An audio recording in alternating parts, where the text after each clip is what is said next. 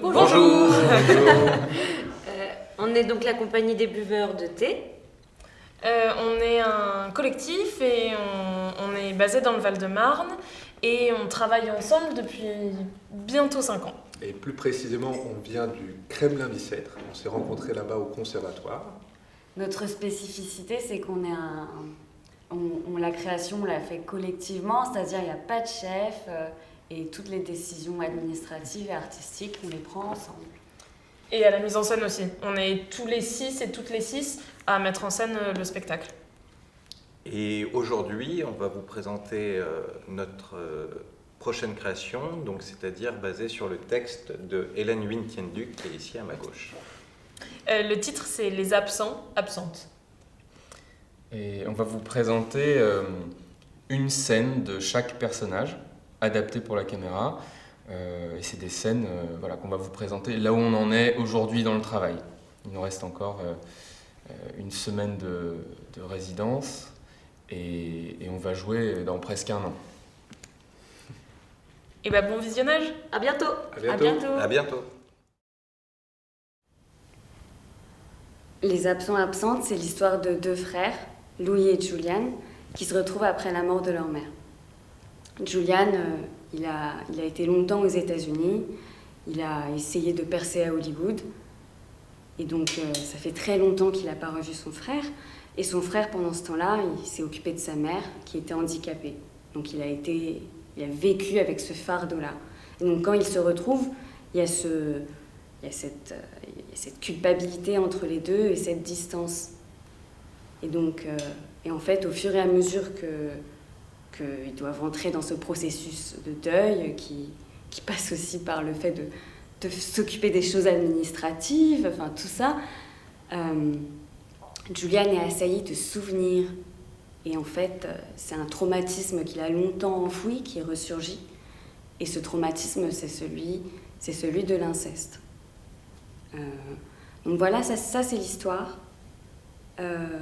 Cette histoire, elle est née parce que c'est un canevas, une espèce de situation que j'avais longtemps en tête, parce que j'aimais bien m'amuser à inventer des situations pour passer le temps, c'est sympa.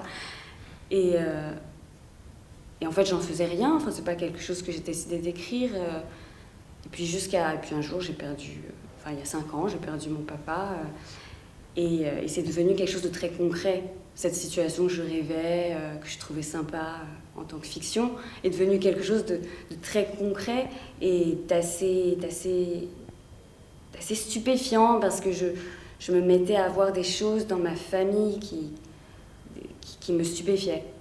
Les gens se révélaient. J'ai découvert des choses sur mon père, enfin, tout ça. Et ça me taraudait. Et ma seule échappatoire, ça a été d'écrire ce canevas, de l'écrire vraiment. Et je me rappelle avoir longtemps fantasmé les personnages, mais jamais trouvé qui c'était vraiment. Et puis en fait, il se trouve qu'avec les buveurs de thé, on travaillait une pièce, c'était notre toute petite création. Et en fait, c'est né comme ça, je les ai vus au plateau, je les ai vus dans la vie, je les ai vus parler, et leur façon de bouger. Et un jour, je me rappelle, on était en train de discuter, je sais plus de quoi, parce que j'étais pas du tout dans la conversation, je rêvassais à la pièce, et je regarde, et c'était Julien, que j'avais en face des yeux, et je vois son regard, et je me dis, waouh, il y a un truc, on dirait qu'il y a toute la peine du monde dedans, je sais pas du tout à quoi il pensait, et je me dis, mais et si c'était lui, ce frère? Et puis après, et si l'autre frère c'était lui, et si elle était comme ça, et là j'ai eu les corps de mes personnages, et du coup je me suis amusée et en une nuit j'ai écrit une espèce de premier canevas comme ça, parce qu'ils étaient enfin vivants, ils avaient de la chair. Et donc après cette première étape, ils ont lu, on a lu ensemble, on a travaillé au plateau, et là c'est magnifique le plateau, parce que ça concrétise tellement les choses, et c'est assez impitoyable vis-à-vis de l'écriture, parce que l'écriture c'est très fantasmatique, on projette des choses, et puis en fait c'est vrai ou c'est pas vrai. Et donc il a fallu retravailler, il a fallu se réadapter aussi aux improvisations, et voilà, aujourd'hui on a cette phase là où on a bientôt fini. Et c'est assez génial. Et maintenant, on a ouvert... Et comme on est en mise en scène collective, ça n'avait pas trop de sens à ce que je reste complètement maîtresse... Enfin, que je projette mes fantasmes entiers et il fallait qu'on décide de l'histoire ensemble. Et du coup, maintenant, l'histoire telle qu'elle est aujourd'hui, elle a été construite ensemble suite à des réflexions, et si un tel faisait ça, etc. Et puis voilà. Maintenant, ce que c'est grâce à un travail collectif.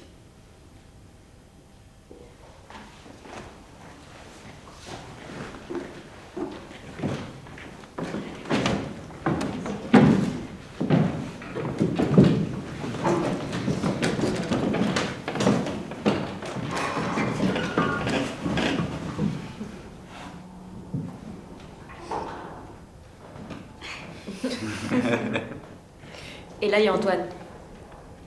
Il manque Antoine.